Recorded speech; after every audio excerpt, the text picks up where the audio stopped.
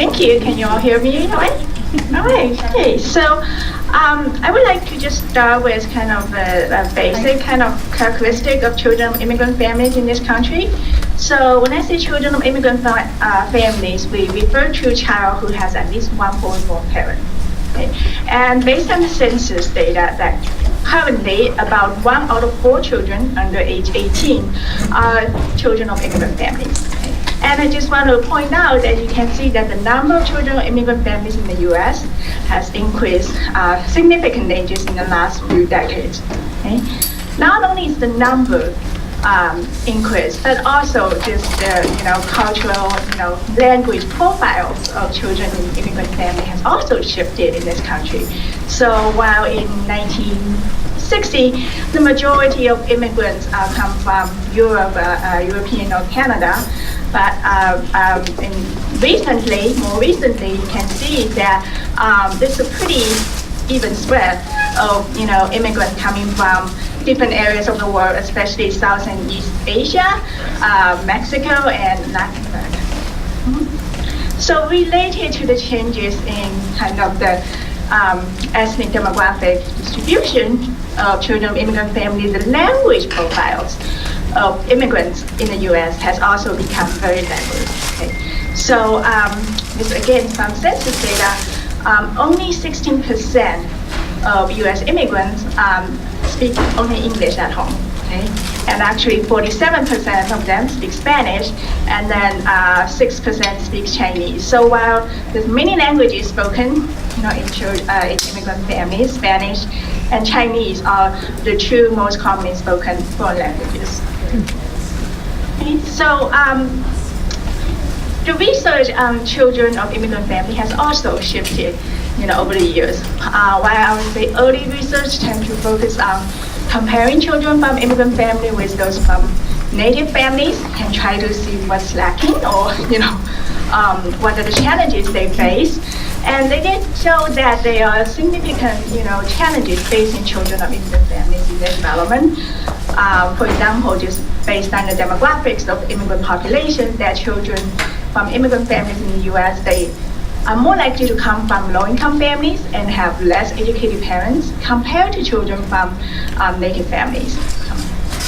And they're also less likely to access and receive high-quality early childhood education, which is a significant, important factors for later academic success. And in the school system, that children of immigrant families often face language, cultural, and social economic barriers, such as limited English proficiency of the child, but also of their parents. And that could impact how parents become involved in children's education. And because most of their parents were foreign-born, so they were not educated in America, so they are very unfamiliar with the American school system. And that also creates barriers for parents to become involved in children's education, and that has negative impact on children's academic achievement. So the achievement gap between children of immigrant family and those of non-immigrant family is very clear. Okay? But on the other hand, I would say that more recent research on children of immigrant families was focusing on is to try to identify first the heterogeneity, because as you see, that immigrant population is very diverse in terms of language, cultural and socioeconomic background, but also research, focusing more on, within the immigrant population, what are some potential protective factors or developmental opportunities that can promote their adjustment and development. And one of them that research has been looking at is bilingualism. So because of the language profile of immigrant families, that children of immigrant families are more like they have the opportunity to become bilingual.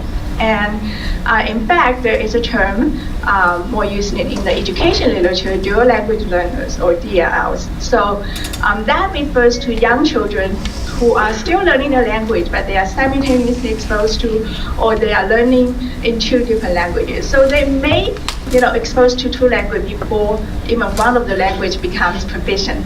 Okay, so this includes child who could be first exposed to the heritage language when they were born, but then as they started preschool or elementary school, transition to English. Okay, so the dual language learner is an interesting population because there's research conducted in the cognitive literature showing that being bilingual may be associated with some cognitive benefits compared to monolingual individuals.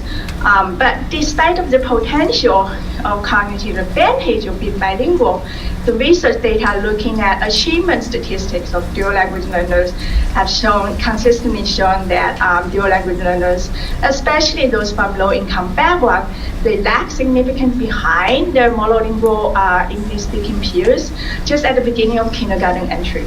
Okay, so even before they start school, that they already have a gap in their academic readiness and school readiness, and then the achievement gap continue to widen with age. Okay. And another potential developmental opportunity, something that we started focusing on in our new research, is the idea that language is intrinsically associated with culture. So being able to speak two languages actually gives the child the gateway to being able to learn about the values, customs, and practices of culture.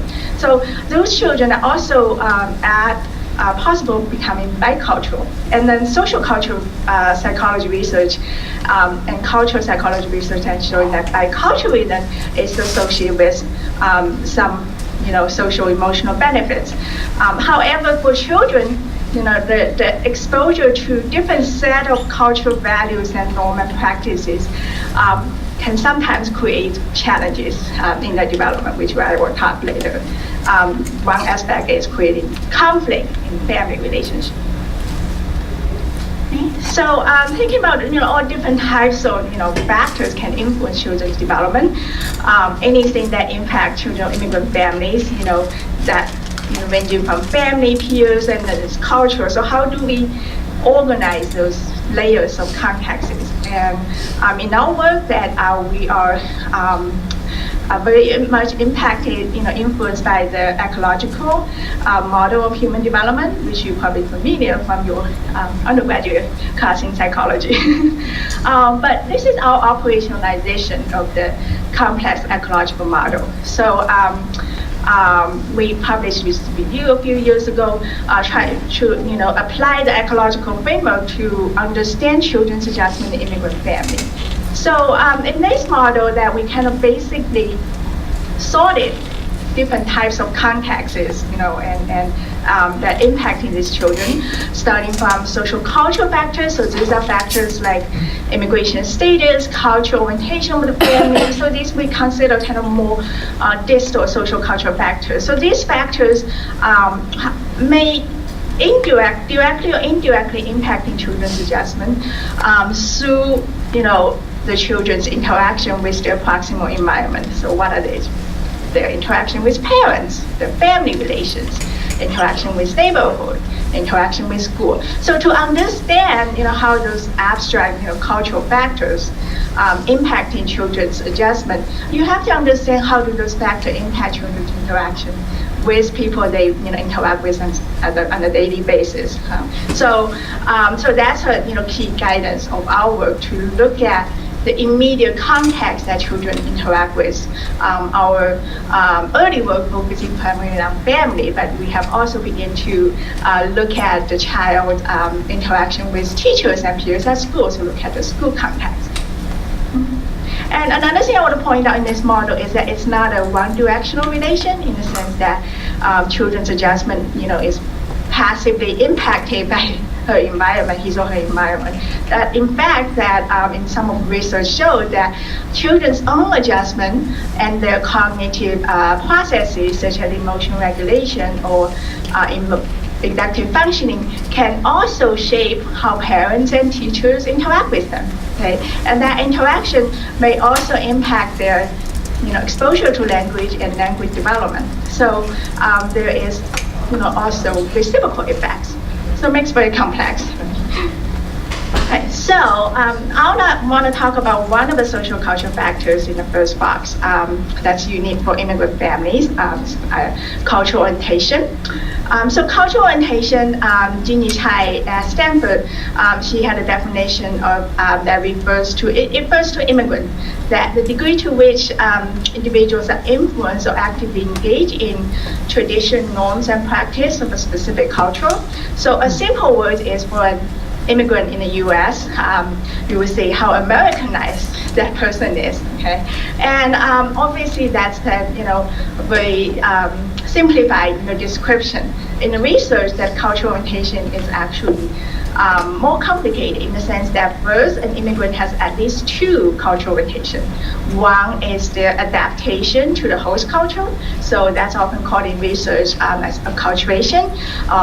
For U.S. immigrant, it's American orientation, and then the second is the maintenance or acquisition of the heritage culture. So in the literature, it's labeled as inculturation or heritage cultural maintenance. So at least they have a heritage cultural orientation and receiving cultural orientation. But to make things more complicated, like each cultural orientation is also different, impacting different life domains of the individual.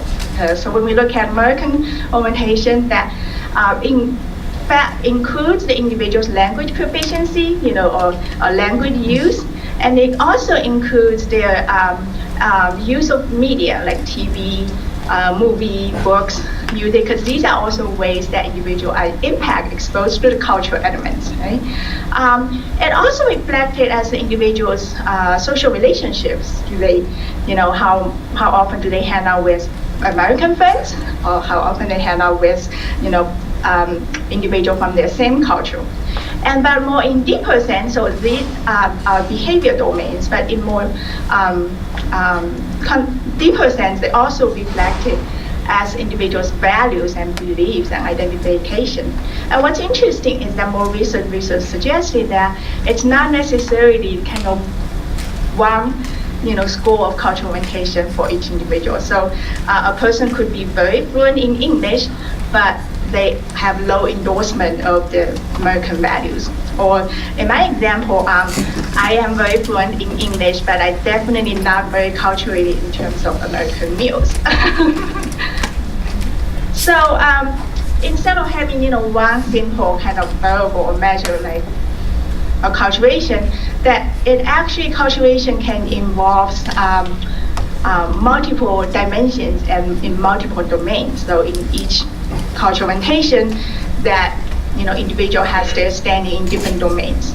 The good news is that there are well-established measures that allow you and allow clinicians and researchers to measure immigrants' cultural orientation in different life domains in different cultures.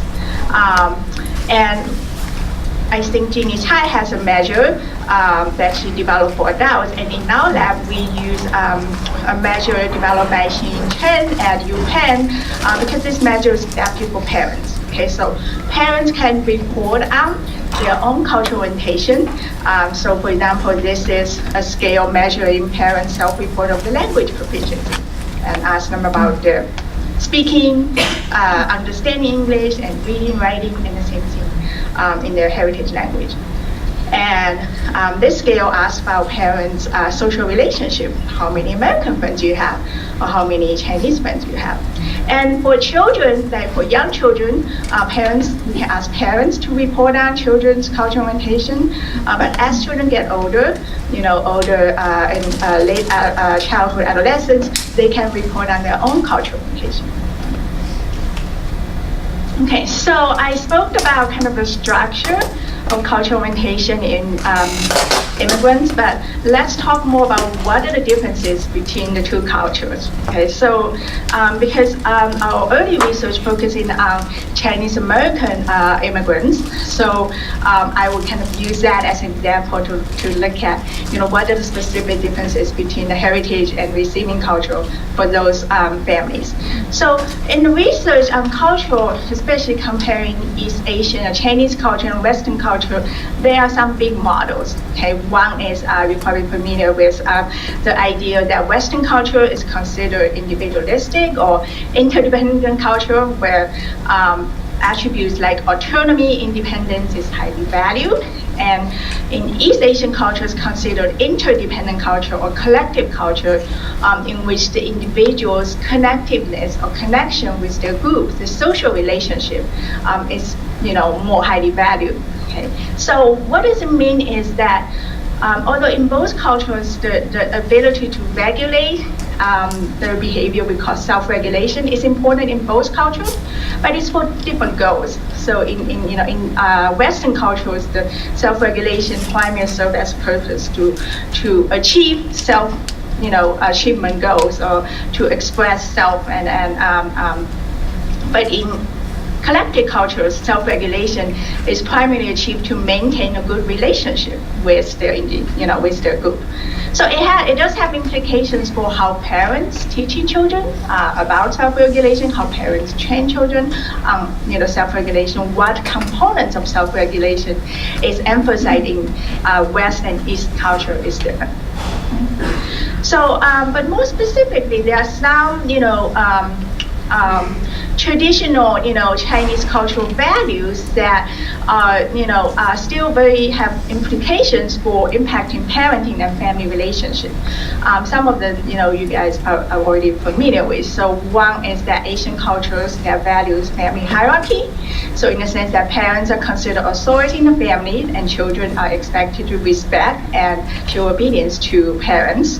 And the second is the idea that Asian culture, but also in some other immigrant culture like Mexican culture, that they value family obligation. So the idea that children are expected to return back to the family, to take care of the family, and also especially in the future when they grow up, they are expected to take care of the family. So one of the implications is that academic achievement or individual success of a child in collective culture is not considered just the child's own business. It actually is related to the whole family's, well-being in the future, which, is kind of, explaining the, another kind of characteristic of Asian culture is that in Asian families, that parents have high expectation for children's educational achievement, getting good grades at school, achieving well at school. That partly is driven by, the idea that if child does well and gets a good job, that the parents will have a good future.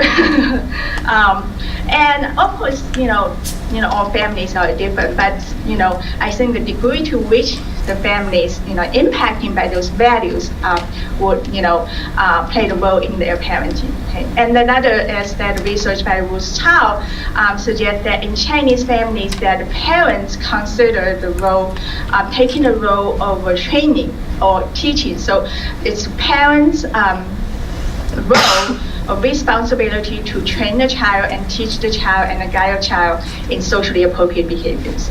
Okay. So just looking at those values, thinking about a second generation Chinese American child who was born in the U.S., going to U.S. schools and exposed to all the Western individual listed values, but while at home they are still expected, maybe expected to comply with those very different, values about families and about behavior. So what challenges that could have for those children, and then for their parents as well. Okay. So in addition, there are cultural differences in emotion expression and emotion discussion.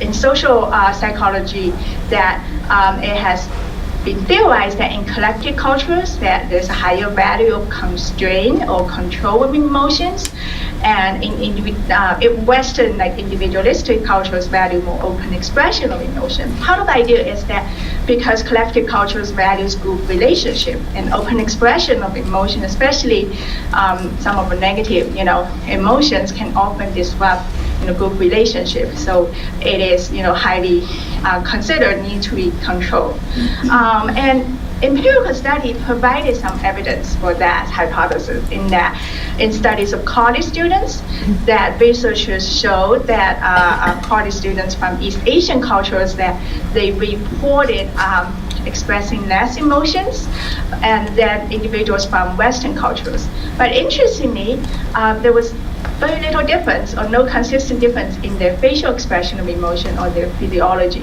emotion. This is work done by Bob Levinson and UC Berkeley.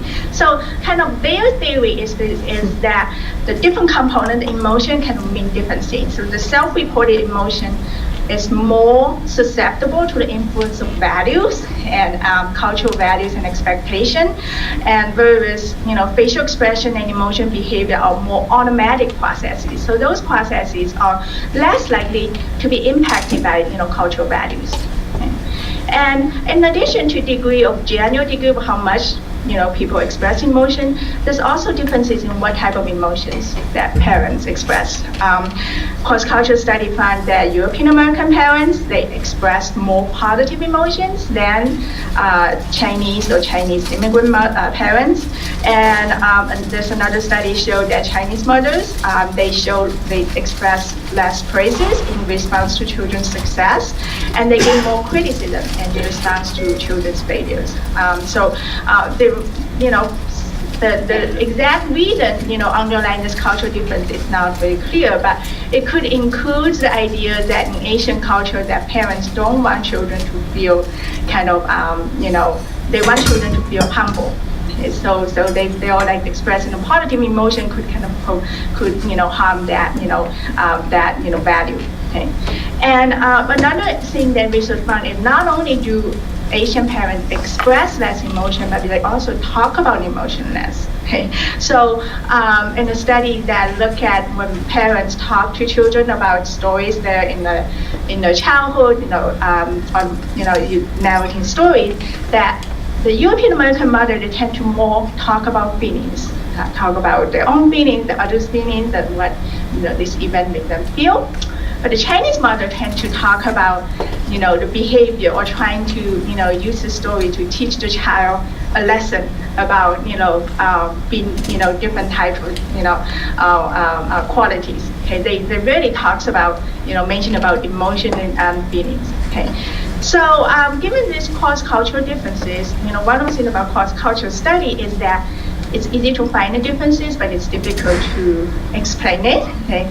Because oftentimes in cross-cultural studies, that researchers did not actually measure the ingredient of culture. They typically use kind of groups, like Chinese or American or ethnicity as a process of culture. But what are the processes? How did the cultural difference occur?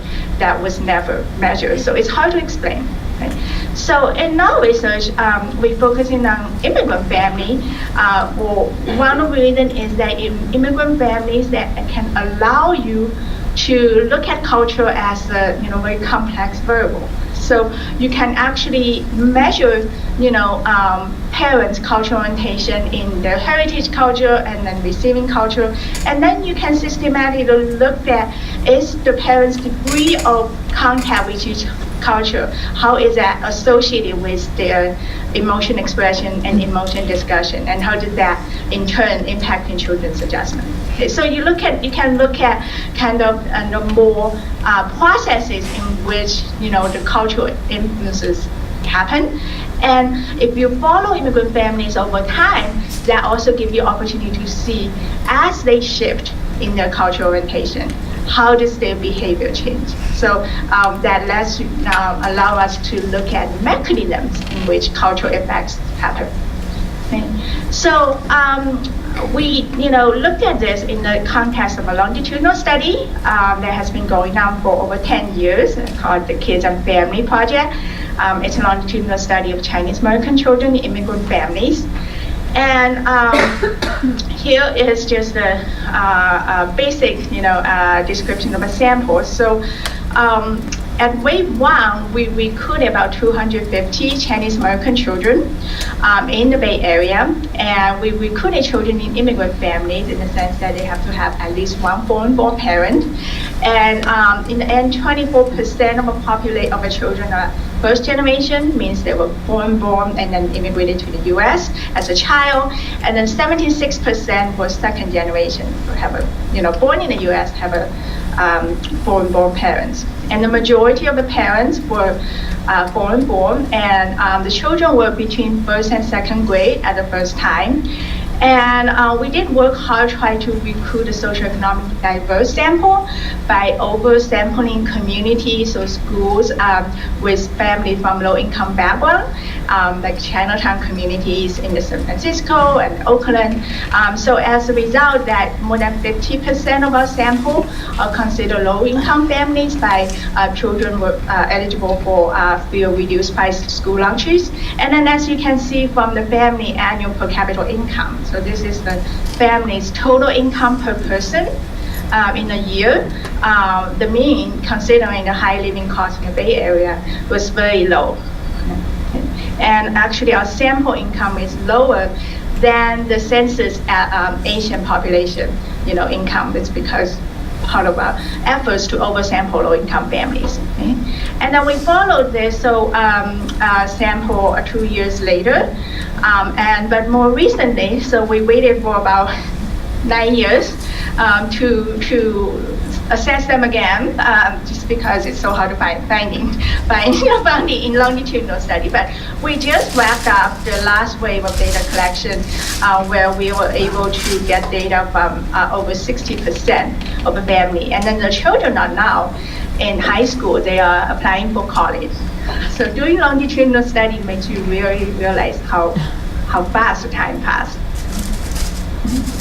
And so in the first two waves, the procedures, we recruited children, and then we did a phone screening of the parents, and then we invited the parent and the child, one parent and child, to our lab to do a comprehensive, assessment that included parent interview, parent-child interaction tasks, and some child assessment. And then after that, we also got data from surveys from teachers. So these were repeated twice. And then in the latest wave, because of funding constraint, we only get, survey data from parents and youth. So many people ask me the question about how do we recruit and engage, especially Asian American families, into research focusing on child development, or research focusing on mental health related. Because it is very hard to recruit population for many reasons.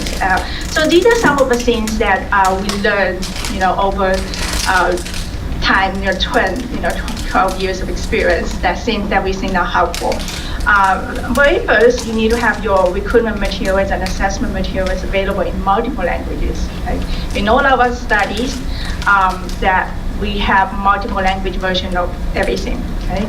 And then the second, because immigrants, due to the political atmosphere, they have a lot of mistrust. They don't trust, people, researchers from academic institutions. They are worried about their status. So it's often helpful to partner with agencies or organizations that they already work with on a daily basis. So for children would be their schools. And then in our current study, we work with preschoolers. So we partner with Head Start centers, Head Start programs, because parents already have a trusting relationship with those organizations. And then if you do your recruitment, your research, through those organizations, it's easier to establish the initial trust. Okay? And also very importantly, you need to have culturally and languagely competent research staff. So basically people who are from that culture and speak their languages. Okay? And we are very lucky to be at UC Berkeley because we have undergraduate students who are from very culturally diverse background. And for this study, we have some of the students that actually grow up in Chinatown. So they grow up in immigrant families, so they feel very comfortable talking to the parents because they were like their neighbors. Okay? And another thing we found that's very important for especially Chinese immigrant family is that they don't respond well to kind of indirect forms of recruitment. If you post a flyer or you give the teacher, ask them to pass out a flyer, and they never respond back. They never call, say, hey, I want to participate. So the most effective way of getting them on board is direct contact. So you got to send your teams to go directly talk to the parents. And that has been, the most successful way about, recruitment. As you can see, we set up tables. This is our new study. We set up tables at the preschool center, outside the preschools, and set up table at Chinatown Community Center. And then when parents come to pick up the kids, we, have our research assistant go talk to them. So when face-to-face, it's harder for the parents to say no, especially someone who speaks your language and very friendly and trying to want to talk to you. So parents, they just hear, listen about the study, they leave their phone number, they're not committing, and then we call them at another time to tell them more. So kind of like get their food in, and then they're more likely to say yes. It's hard for them to say yes at the first time because they are very kind of hesitant. They have a lot of questions. So if you say just leave your phone number and then we'll call you back, that most of the times when we call them, we are able to get them in. So we do train our research assistant very well. Okay, and also important is to give back to the community that where you did the study. So in our business study that we work with Head Start, so we do parent workshops to at the Head Start centers. We send our research assistants to help out with teachers when we do the parent workshop, open to all parents. And when parents see you more, at their familiar, environment, that they start to develop kind of a trust and relationship with you. So initially we had some parents were hesitant, but when we did the workshop and then we visit there, some parents changed their mind. Okay, so it takes time to establish, the trust and the relationship with the immigrant, immigrant families. And so what did we find? So this first paper we looked at is the degree to which the immigrant parents' cultural orientation, are they associated with the expression of emotion? As you recall that in cross-cultural studies, that they have been shown some cultural differences, but it's only in self-reported, not in behavior. So we want to see whether we can replicate that in immigrant families where they are all Chinese parents, but they vary in their degree of cultural orientation. Is the degree of cultural orientation associated with the emotion expression? So we measure emotion expression by two ways. One is as parents to self-report their emotion expressivity, how often they express positive emotions and negative dominant emotion like anger, frustration, contempt in the family. And we also use an observation task to measure parents' facial and nonverbal expression of emotion while interacting with child. So there's puzzle task where the child stick their hand into the puzzle, but they cannot see, and then parents sit on the other side to give them direction because it's opposite. So oftentimes they can get very frustrating, and we give them like 5 minutes to work on it, and then they have to, try to finish to earn a point. So this is a task that actually evokes a lot of parents' frustration because parents like this way. So we were able to code the expression of emotions. Okay.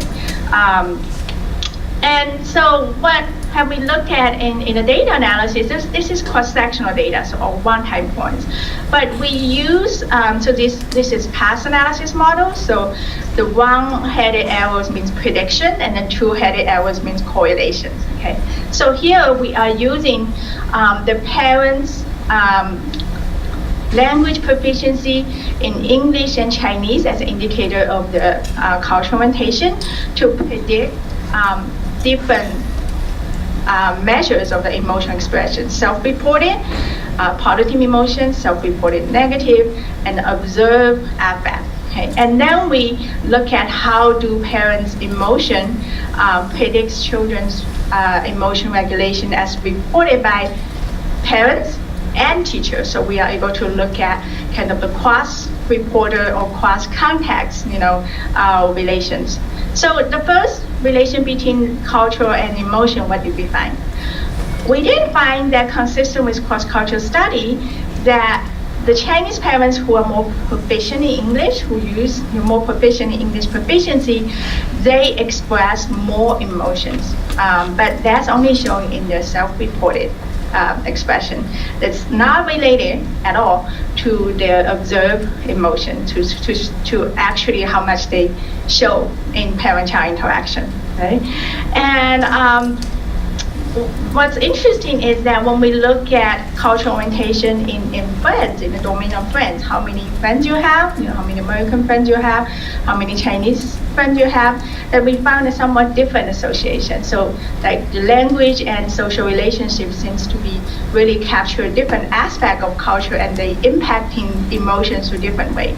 So for social relation, we found that there was no association between cultural orientation in social relationship and their self-reporting emotion, but we did find that the parents who hang out a lot with American friends, they express more positive emotion. They did not differ on negative emotion, but they express more positive emotion.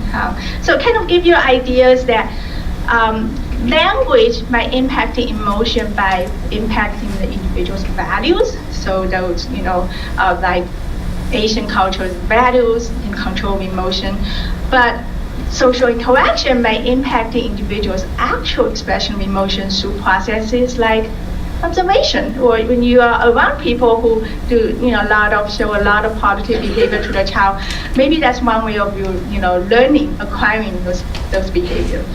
So this is,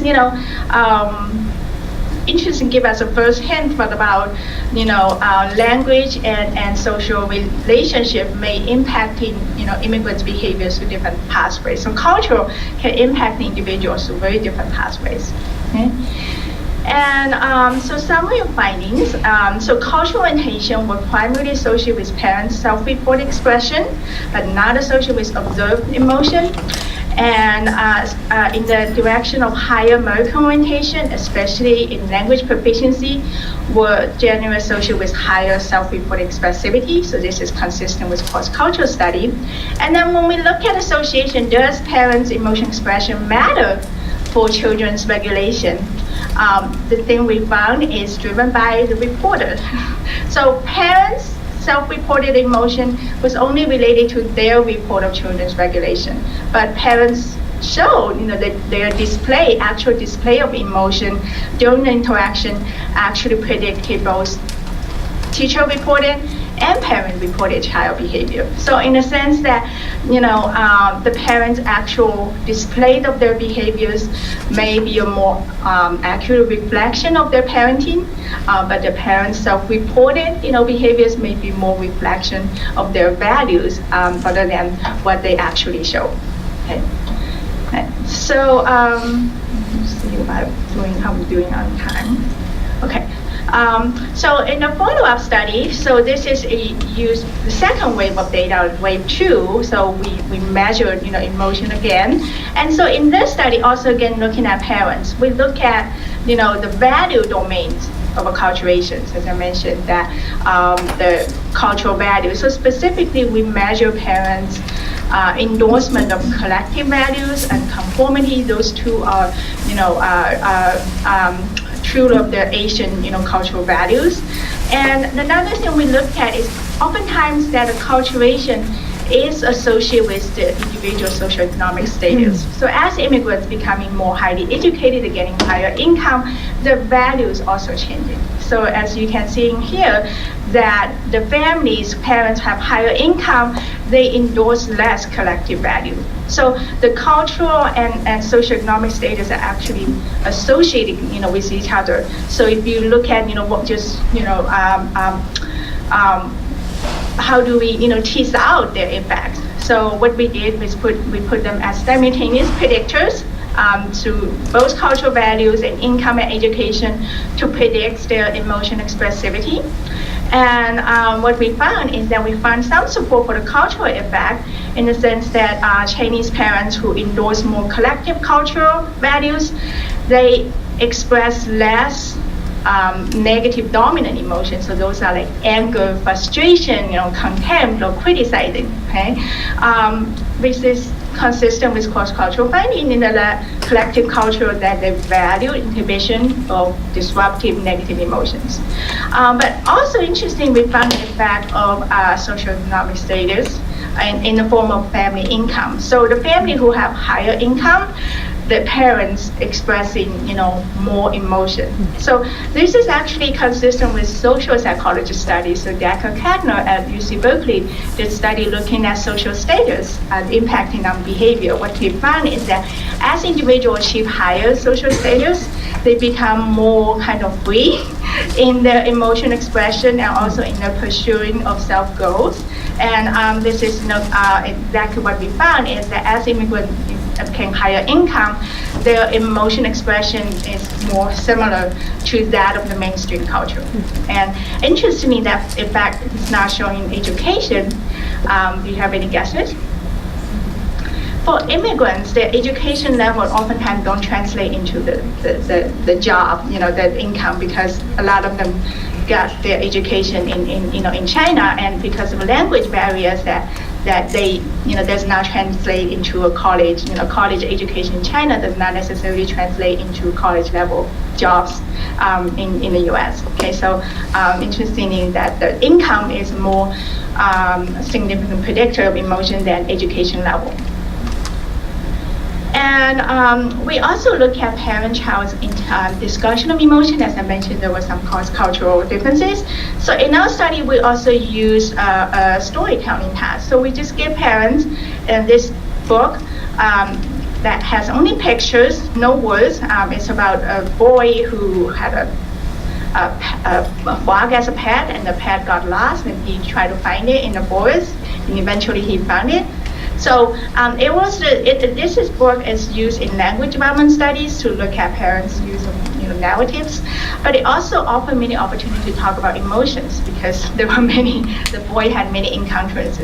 So we just ask parents to use whatever language. We allow them to use whatever language they prefer to tell the story to the child, and then we transcribe the whole interaction, and then we use the emotion coding system developed by other researchers that basically look at how many times parents use emotional words, like words referring to feelings, happy, sad, angry, and how often do they provide an explanation of emotion, like this boy felt sad because his frog went away, okay? And how often parents ask question about emotion. How do you think that he's feeling right now? And the parents, we also coded kind of a general quality of emotion discussion, like every 10 seconds. So the higher quality is parents use a lot of emotion talks, and low quality is parents don't use any emotion talk at all. And so we use those behavioral codings, and then we look at this sample of mothers. The majority of our sample are mothers, so we have some fathers, not enough to compare parent differences. So we just look at mother in the study, and again using similar strategies. So we look at what is the association between mothers' cultural orientation in Chinese and Western, and then we control for socioeconomic and other factors. So we use cultural orientation to predict the emotion discussion, controlling for the income, education, controlling for the child generation status, child age, parent age, whatever, anything we can think of, even control for the language they use, how much English, how much Chinese they use. And what we found is that there is a link between cultural and emotion discussion, in the sense that the mother who endorse higher Chinese orientation, that they use less emotion discussion. So they use fewer emotion words, they ask fewer questions, and they also had a lower quality of emotion discussion. Okay? This is probably not surprising for those of you who do clinical work with Asian families, that they are not used to talking about emotion. But one question you may have, so because Chinese immigrant parents, they use less emotion discussion, so maybe that doesn't matter for the child. So maybe does it really matter if it's not common in that culture, that it still make a difference in children's behaviors? And our follow-up studies show that it does matter. So use longitudinal data. And this is the work by Katie, who's my graduate student. We use longitudinal data to look at early waves of parents' emotion talk. So this is structured equation model. So we have the latent factors indicated by the different measures. So parent emotion talk is reflected by all the, measure of quality of emotion with higher scores means parents use more emotion talk. And we use that to predict 2 years later children's regulation of emotion as measure of affable control. So that's capturing the ability to pay attention, to inhibit their impulses, and that's reported by both parents and teachers. And then we control for their stability at wave 1. So in the sense that, we make the children the same, emotion regulation in a statistical model. And what we have found is that the mother who use more emotion talks, 2 years later, the children have better emotion regulatory skills. And this may be explained by potential mechanisms like by talking to children about emotion, children have better understanding of emotion, and that helps them regulate the emotion. And also just the behavior of talking, calming down, talking about emotion is a good way for parents to model adaptive emotion regulation. So that's, one of the mechanisms through which parents' emotion talk, would promote children's emotion control and emotion regulation. And emotion regulation, in turn, promoted children's social skills. So the children have better peer relationship, have better social skills at school. So from this study, that show although there's cultural differences in how often, or how frequent, or how normal, it is for parents to talk about emotion, the function of emotion discussion seems to be similar, at least for these children. They grow up in American culture, okay? So we, that they are exposed to still American values. So that, emotion talk is, a promotive factor. So maybe I will just give the study and go to the bigger picture. So what I talk about so far is I just look at parents' cultural orientation and parent-child interaction and children's judgment. But the picture is actually more complex in the sense that you also have to consider the child's own cultural orientation and the degrees of match or gap between parents and child's cultural orientation. Okay? So, and you also have to consider parents' own adjustment. So the full model is actually more complicated. Okay? Of course, we cannot test that in one single study. Right? But we did do some work in that aspect that in one study we try to put all the cultural orientation in one model. So parents' cultural orientation, child and parent-child differences in cultural orientation, and then we looked at how did they predict parenting and children's adjustment. This is the data in the first wave when the children just begin elementary school. What we found is that children who have higher American orientation across domain, especially in degree of language, that in general associated with better adjustment outcome. This is actually different from a study that focuses on adolescents, because in adolescent immigrants, that what research has shown that acculturation is a lot of times associated with maladaptive behaviors like substance use or risky sexual behaviors.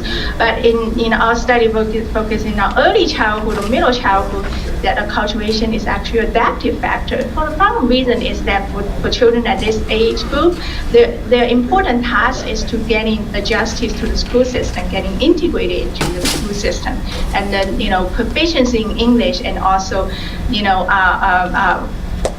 orientation to the mainstream value is allow them to become quickly adjusted, in the schools. Right? But what's interesting is what's the mediation. So why do children with higher orientation get, at early elementary school have better outcome? Part of it is because their parents are more supportive. The parents use more authoritative parenting. So authoritative parenting is the parents who are very warm, but they also use a lot of reasoning, so that's considered the optimal parenting style in the Western culture.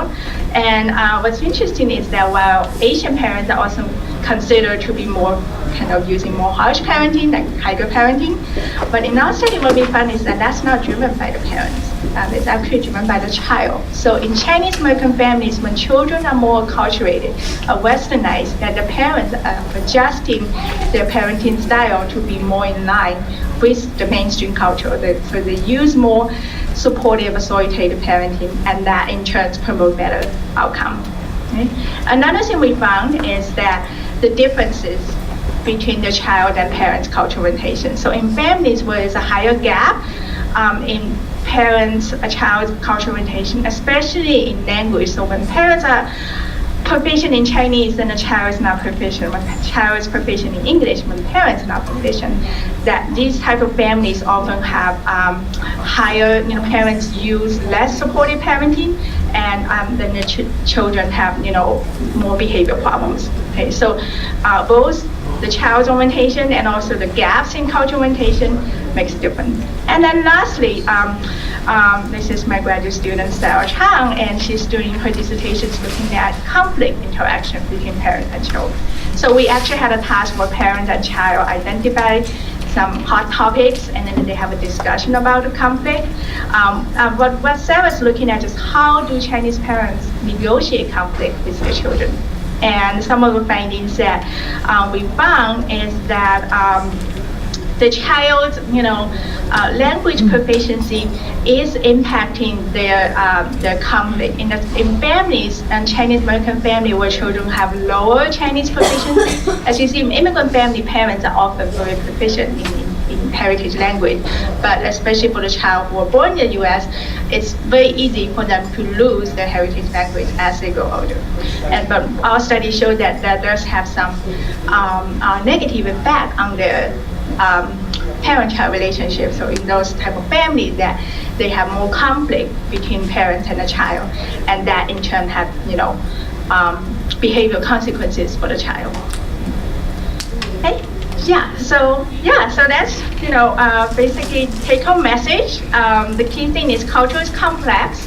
It's fluid, it's dynamic, it's changing, right? So in your clinical work, it helps to have a kind of more thorough assessment of culture rather than kind of relying on those simple terms like generation status or how long you have been in the U.S. or are you Chinese or are you Mexican? Those kind of simple labels of culture. You need to look at culture in more complex lenses, and then the other clinical implication I would suggest is that, especially for working with Asian American families, that clinician needs to be sensitive to the cultural related variation in emotion expression and emotion communication, because there are a lot of kind of like parent training programs like focusing on teaching parents to be warm and express emotions and then talk about emotion, with the child. And it doesn't mean that those interventions cannot be used with Asian family. They actually should, because as we've shown that emotion discussion is beneficial. But it just means that when you work with those parents to learn those skills, that they are very foreign and new to them because they are not used to, in their, heritage culture, not used to that type of, parenting practices.